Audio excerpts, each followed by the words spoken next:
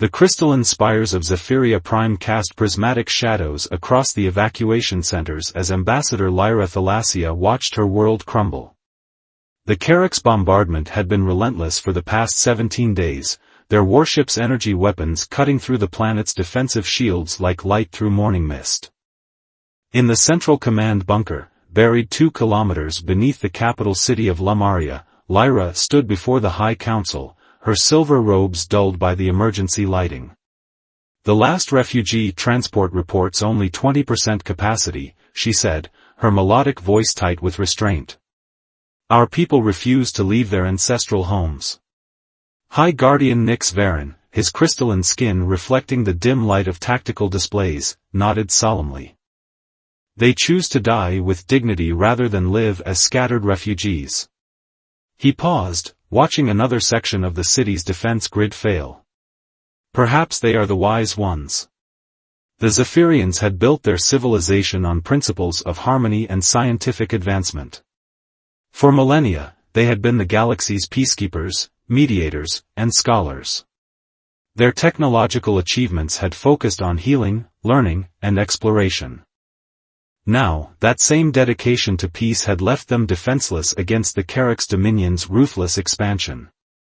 The Centaurian Alliance has rejected our plea for aid, reported Defense Coordinator Rael Soren, his holographic projections showing the positions of Carrack's warships in orbit.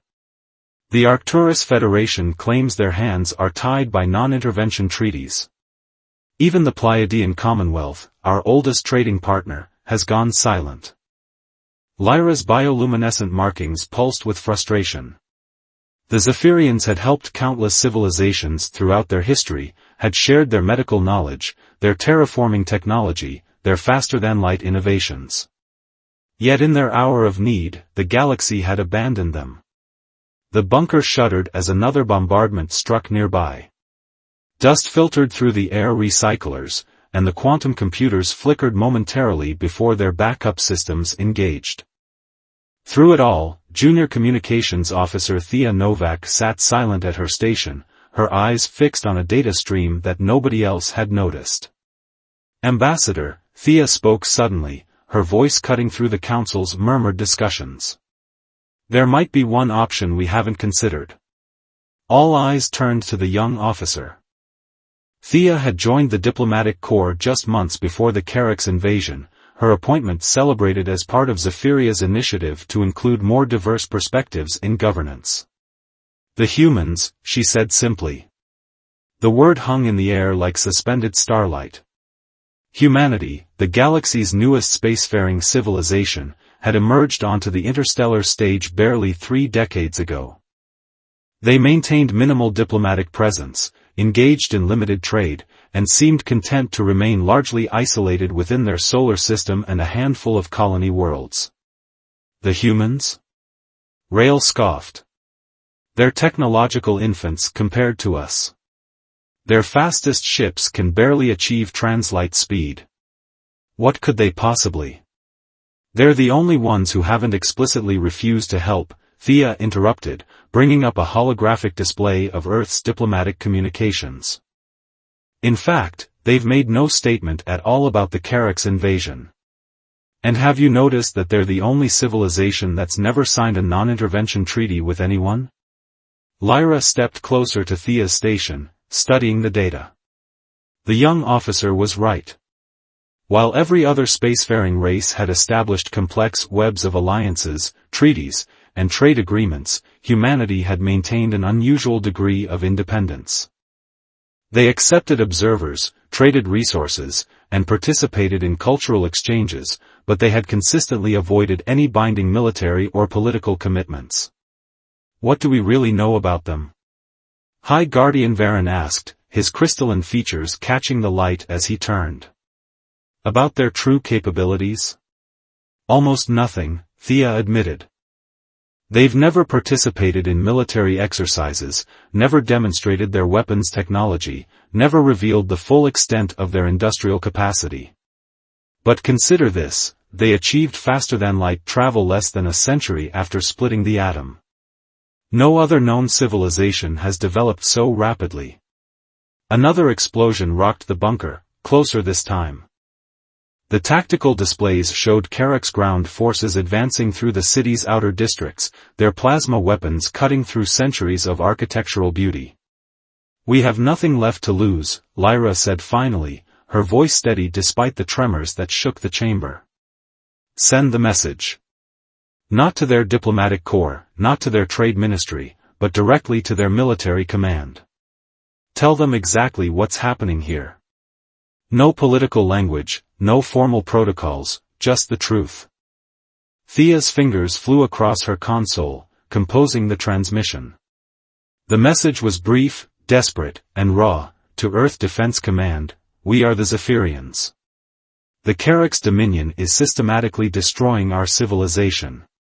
All others have abandoned us. If you can help, please respond. This is our final transmission." The message was broadcast on all frequencies, powerful enough to reach Earth's solar system. The Carricks would intercept it, of course, but that hardly mattered now. The Zephyrian leadership watched the transmission indicator, knowing their civilization's last hope rested on the response of a species they barely understood. Hours passed. The bunker's structural integrity warnings became more frequent. The Carrick's bombardment had breached the upper levels, and toxic atmosphere was seeping into the emergency shelters. Reports from the surface grew increasingly dire. And then, breaking through the static of battle damage and electromagnetic interference, a response arrived from Earth. The holographic projector sparked to life, revealing a human face, dark-skinned, silver-haired, wearing a uniform unlike any they had seen in their diplomatic exchanges. "This is Fleet Admiral Marcus Santos of the United Earth Defense Force," the human said, his voice carrying an authority that seemed to fill the chamber. "Help is coming. Transmit tactical data for all Carrick's fleet positions. Hold on." Fleet Admiral Marcus Santos stood on the bridge of the UES Vigilant, Earth's most advanced stealth carrier, as final launch preparations continued around him.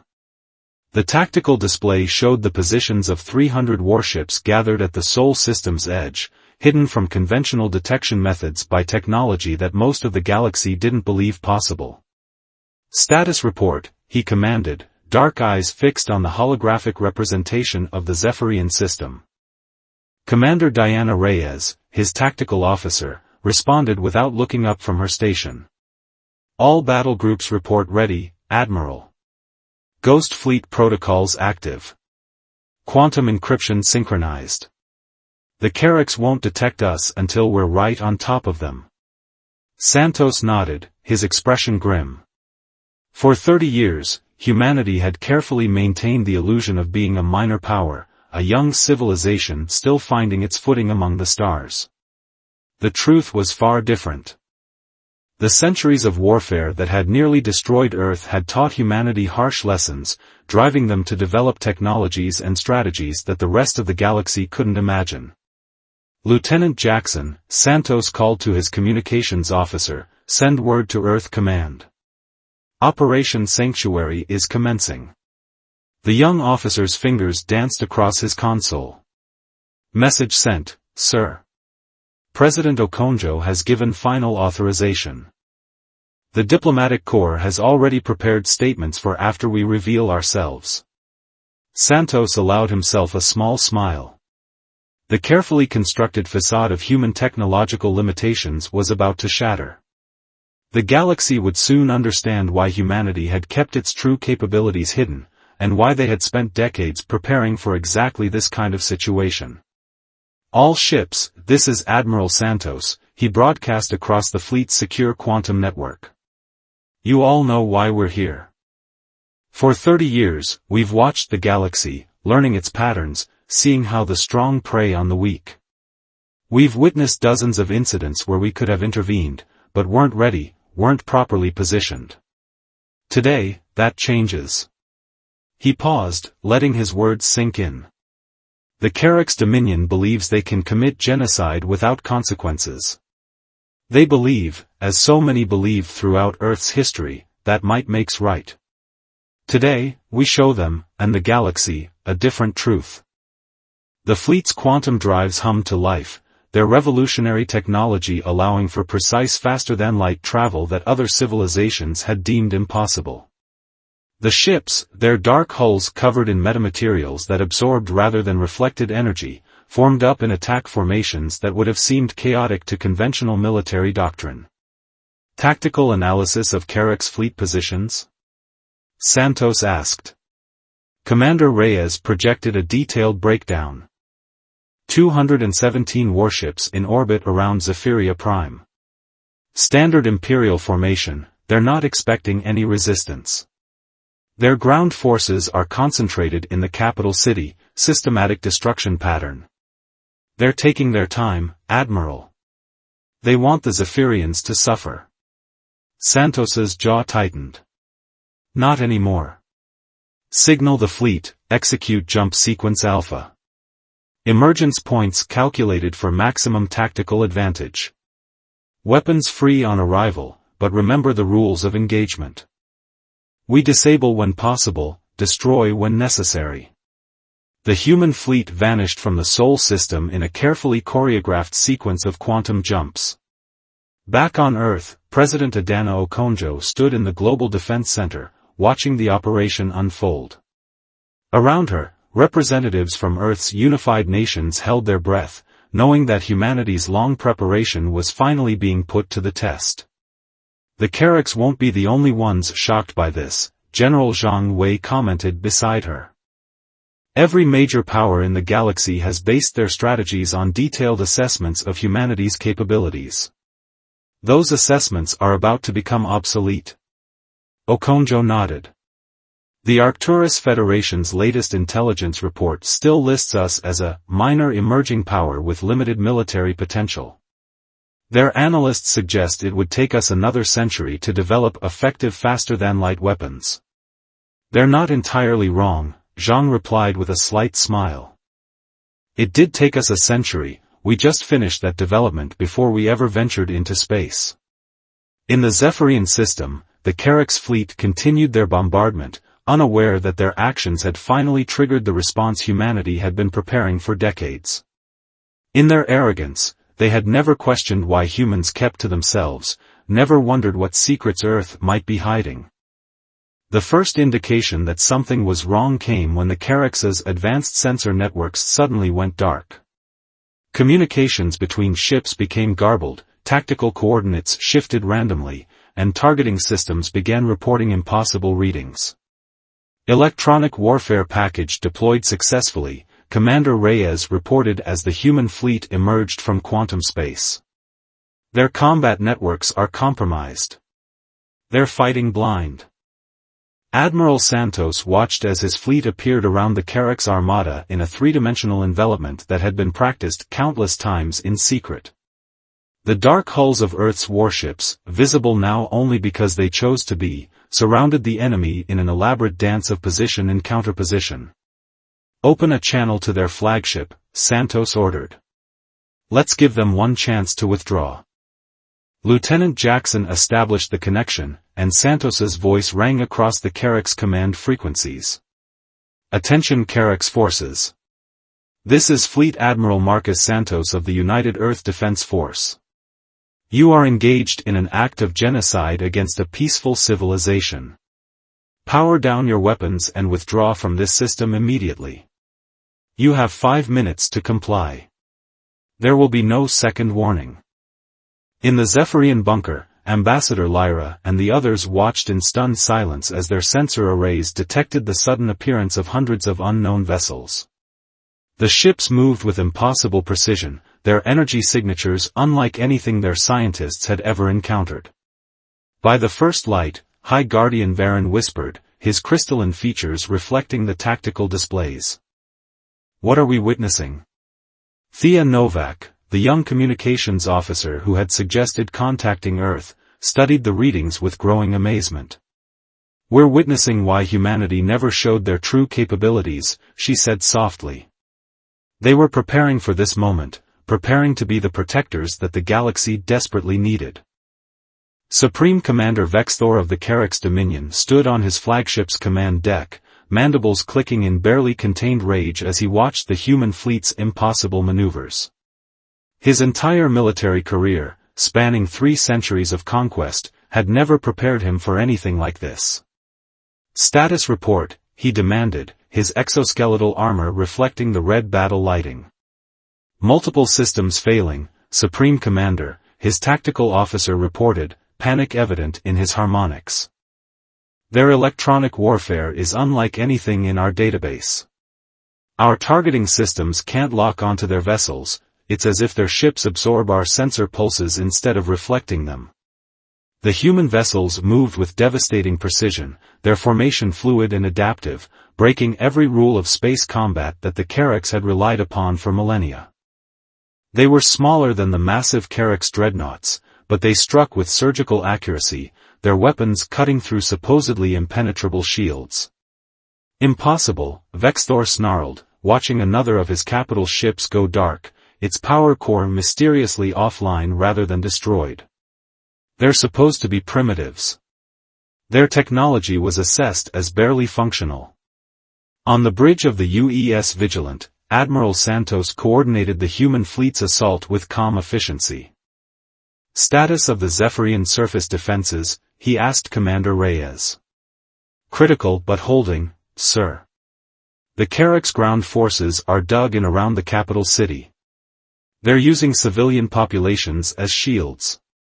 Santos's expression hardened. Deploy the ghost teams. Lieutenant Kira Patel, you have tactical command of the ground operation. In the depths of the Vigilant, elite squads of humans in advanced stealth suits prepared for deployment. Lieutenant Patel's voice came through their quantum-encrypted comms, remember your training. The Carracks have never faced anything like our infiltration technology. Use it to protect the civilians first. Disable their heavy weapons, disrupt their command structure, and clear paths for the Zephyrian resistance. Pods launched from the human ships, their metamaterial hulls rendering them invisible to Carrack sensors. Inside one, Sergeant Jamal Rhodes checked his team's equipment one final time. Their suits, powered by miniaturized zero-point energy cells, represented the pinnacle of human stealth technology. Ghost Team Alpha, on target for insertion, Rhodes reported as his pod streaked through Zephiria's atmosphere. Beginning Phase 1 of surface operation. In the Zephyrian command bunker, Ambassador Lyra watched in amazement as human ground forces seemingly materialized within Carracks-controlled territories.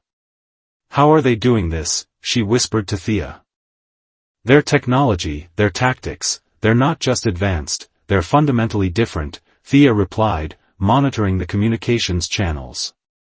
The Carracks fight with overwhelming force, but the humans, they're fighting with precision and adaptability I've never seen. High Guardian Varen studied the tactical displays with growing understanding. Look at their strategy, they're not just trying to win, they're trying to minimize casualties on both sides. Even the Carracks ships they've disabled, they're disabled, not destroyed. The battle in orbit continued to unfold like a complex dance. Human ships moved in patterns that seemed random but carried deadly purpose, their advanced AI tactical systems coordinating movements that organic minds could barely follow. The Carracks fleet, accustomed to relying on brute force and superior numbers, found themselves outmaneuvered at every turn. Quantum breach detected. Commander Reyes suddenly announced on the Vigilance bridge. Multiple Carracks reinforcements incoming.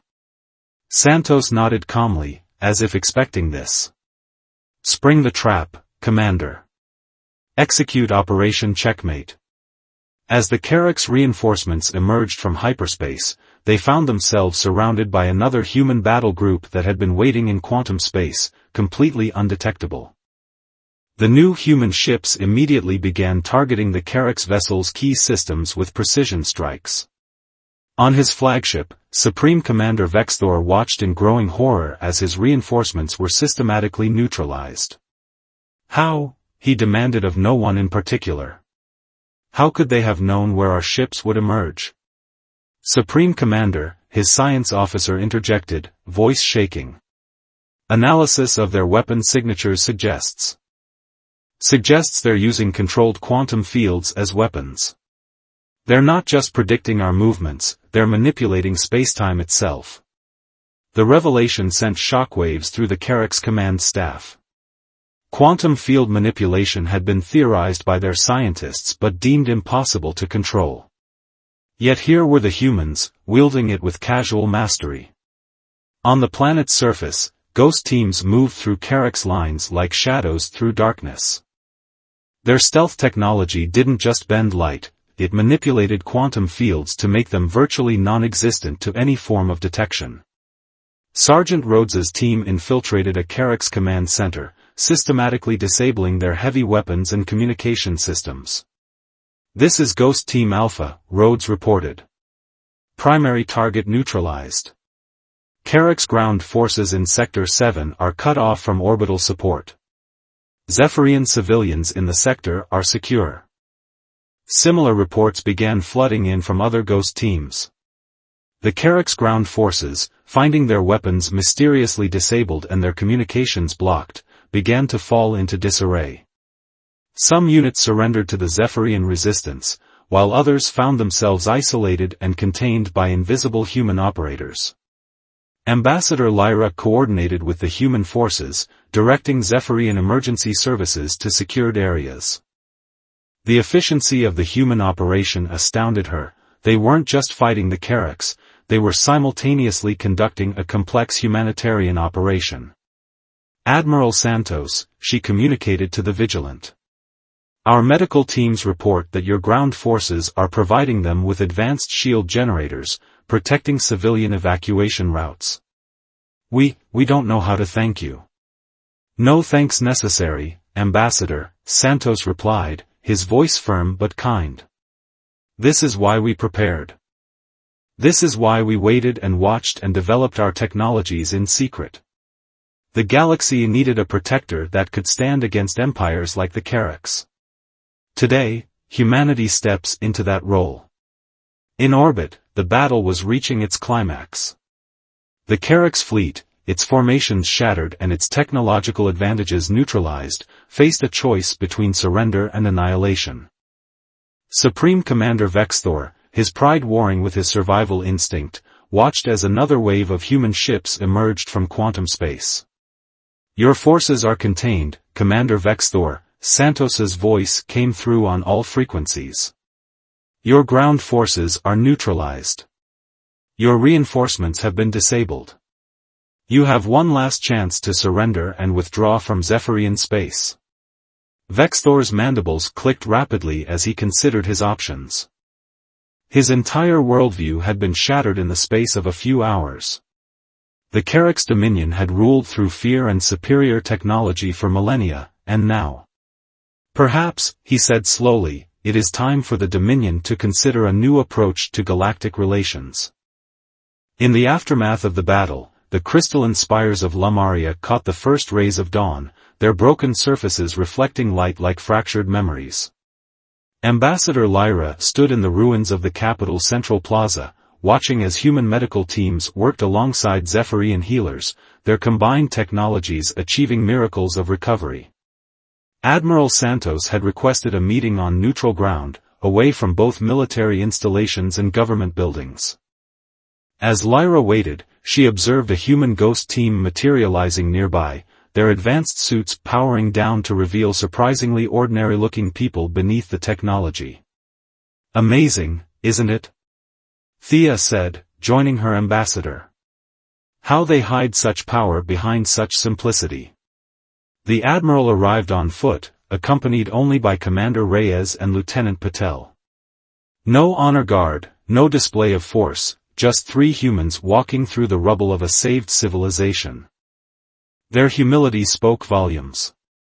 "Ambassador," Santos greeted her with a respectful nod.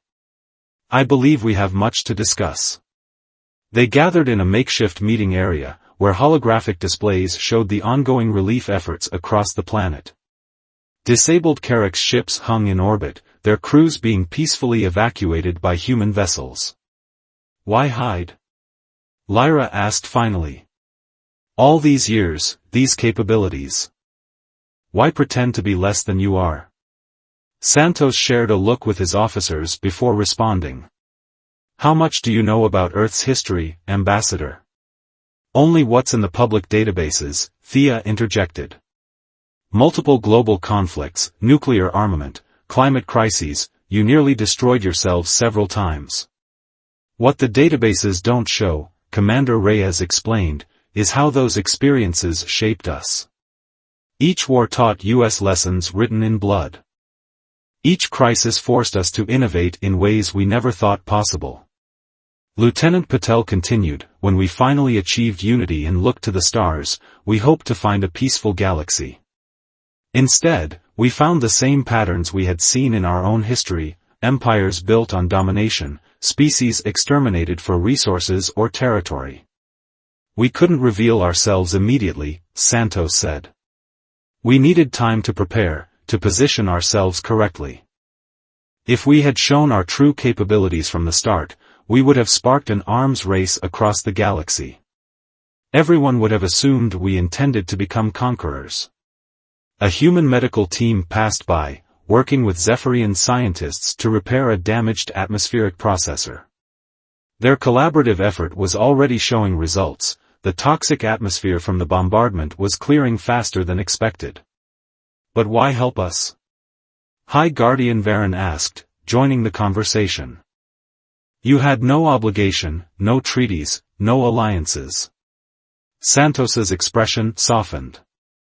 Because 2,000 years ago, humanity nearly wiped itself out in a war much like this one. The strong preyed on the weak, empires expanded through conquest, and civilization almost ended. We swore we would never let it happen again, not to ourselves, and not to others. The Carracks aren't the only ones who will have to reevaluate their understanding of humanity, Lyra observed. Every major power in the galaxy based their strategies on their assessment of your capabilities. Good, Commander Reyes said firmly. Let them reconsider. Let them wonder what else we might be capable of. Maybe it will make them think twice before starting their next war of conquest. As if to emphasize her point, a human ship in orbit used its quantum field technology to repair a massive breach in one of Lemuria's environmental shields, a feat that Zephyrian engineers had deemed impossible. Your technology, Thea said, watching the repair in awe. It's beyond anything we've seen. The way you manipulate quantum fields, your stealth systems, your precision weapons. Technology isn't everything, Lieutenant Patel responded. What matters is how you use it. We developed these capabilities not to dominate, but to protect.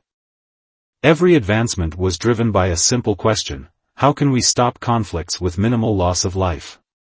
The conversation was interrupted by an urgent communication from Earth. President Okonjo's hologram appeared before them, her expression serious. Admiral, we're receiving diplomatic requests from 37 species. The Arcturus Federation is calling for an emergency council session.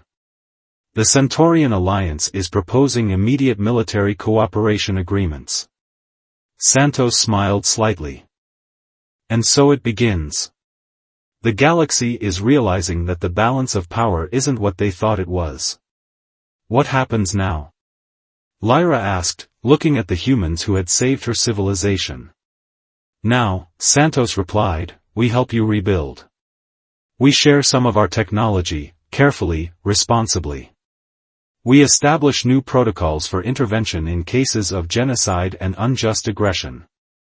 And most importantly, we make it clear to everyone in the galaxy that humanity stands ready to protect those who cannot protect themselves.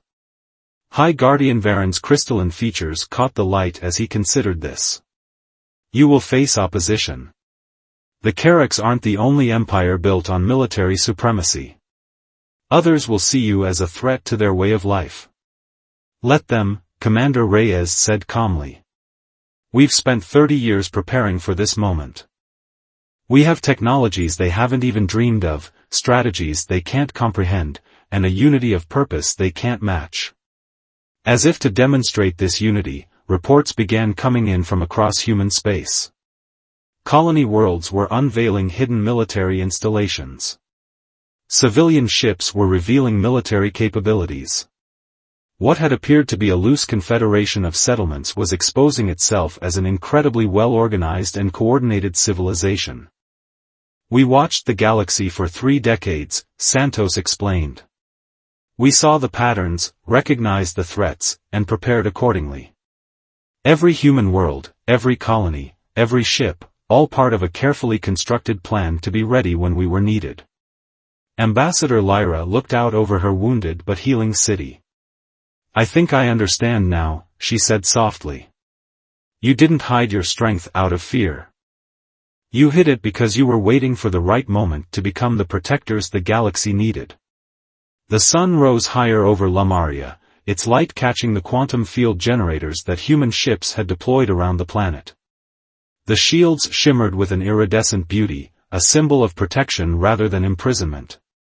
The galaxy was changing. The long-held assumptions about power and military might were being rewritten. And at the center of it all stood humanity, not as conquerors, but as guardians, ready to ensure that the darkest chapters of their own history would not be repeated among the stars. 3 months after the Battle of Zephyria, the Great Hall of Harmony on Earth hosted representatives from over 50 galactic civilizations. The crystalline architecture, a gift from the recovering Zephyrian people, blended seamlessly with Earth's advanced technology, creating a space that symbolized the emerging new era of galactic cooperation. President Okonjo stood at the central podium, her presence commanding attention without demanding it. Around her sat the diverse representatives of humanity's colonies and Earth's unified nations, alongside delegates from across the galaxy. Most notable were Ambassador Lyra and High Guardian Varen, their crystalline forms restored to full luminescence thanks to combined human and Zephyrian healing technologies. "The galaxy stands at a crossroads," Okonjo began, her voice carrying naturally through the hall. "For too long, we have watched civilizations rise and fall through force. We have seen species extinguished for resources, worlds burned for territory, and cultures erased for power. Humanity knows this path well, we nearly destroyed ourselves walking it. In orbit above Earth, the combined fleets of multiple species witnessed something unprecedented. Human ships, their stealth systems deactivated, demonstrated their true capabilities in a carefully choreographed display. The quantum field manipulations, the advanced AI tactical systems, the revolutionary propulsion technology, all laid bare for the galaxy to understand. Supreme Commander Vexthor, now serving as the Carix Dominion's chief diplomat, watched from his designated seat. The defeat at Zephyria had transformed him, and through him, had begun to transform his people. "We thought strength came from fear," he said quietly to Admiral Santos, who sat nearby. "You showed us it comes from protection." "A lesson we learned painfully," Santos replied. "Every advancement you see today was born from a simple question: how do we prevent suffering rather than cause it?" Commander Reyes, coordinating the orbital display, sent real-time data to the assembled delegates. "Our technology has always been defensive in nature," she explained. "The quantum fields that make our ships invisible? They can also shield entire populations. Our precision weapons? They can repair as easily as they can disable." Lieutenant Patel, now heading the newly formed Galactic Protection Initiative, brought up a holographic display of ongoing humanitarian missions. "In the past 3 months, we've prevented 4 potential conflicts, provided disaster relief to 12 worlds, and begun sharing medical technology with 17 species." The display shifted to show the Zephyrian system, where human and Zephyrian scientists work together to develop new technologies. The combination of Zephyrian harmony-based science and human innovation was producing breakthroughs that neither civilization could have achieved alone. "But this is not about human dominance," President Okonjo continued. "We did not reveal ourselves to become the galaxy's rulers. We stepped forward to be its protectors, and we invite all who share this vision to join us." Ambassador Lyra rose, her silver robes catching the light. "The Zephyrian people stand with Earth. We have seen firsthand not just their power, but their wisdom in using it. Together, we propose the formation of the Galactic Protection Council. The hall erupted in discussion as details of the proposal were shared. The council would not be a governing body, but rather a cooperative organization dedicated to preventing genocide, protecting developing civilizations, and ensuring that no species would face extinction at the hands of another. Consider this, High Guardian Varen addressed the assembly. Humanity could have revealed their power at any time. They could have conquered, dominated, or exploited. Instead, they waited, watched, and prepared, not for war, but for protection. They stepped forward not to rule, but to serve. In the weeks that followed, the galaxy underwent a transformation more profound than any military conquest could have achieved. The Carrack's Dominion, under Vexthor's leadership, began reforming its society, turning its military expertise toward defensive technologies. The Arcturus Federation and Centaurian Alliance, once rivals, found common ground in joint humanitarian missions. Sergeant Rhodes, leading a training program for mixed-species protection forces, watched as human ghost team operators taught their techniques to selected members of other civilizations. The technology is important, he told his diverse students, but what matters more is the philosophy behind it. We protect, we preserve, we prevent. On Zephyria Prime, the rebuilt spires of Lamaria stood stronger than before, their crystalline structures reinforced with human quantum field technology. The city had become a symbol of resurrection, of protection triumphant over destruction. Thea Novak, now serving as chief liaison between human and Zephyrian scientific teams, worked to combine their different approaches to understanding the universe. Our greatest strength, she observed, isn't in our weapons or our stealth technology. It's in our ability to learn from each other, to grow beyond what any single civilization could achieve alone. As the first year of the new era drew to a close, humanity's role in the galaxy had fundamentally changed. They were no longer the mysterious newcomers, hiding their true nature. They had become what they had spent 3 decades preparing to be, guardians of peace, protectors of the weak, and champions of cooperation over conflict. President Okonjo, standing with Admiral Santos in the orbital observation deck of Earth's primary defense station, watched ships from dozens of civilizations moving peacefully through space. We revealed ourselves not to show our strength, she reflected, but to share our hope. Hope, Santos agreed, and a promise. That the darkest chapters of history, whether human or alien, need not be repeated. That strength can serve protection rather than domination. That the future belongs not to those who would destroy, but to those who would preserve. The quantum fields around Earth shimmered with iridescent light, no longer hiding humanity's power but displaying it proudly, not as a threat, but as a promise of protection, of preservation, and of peace.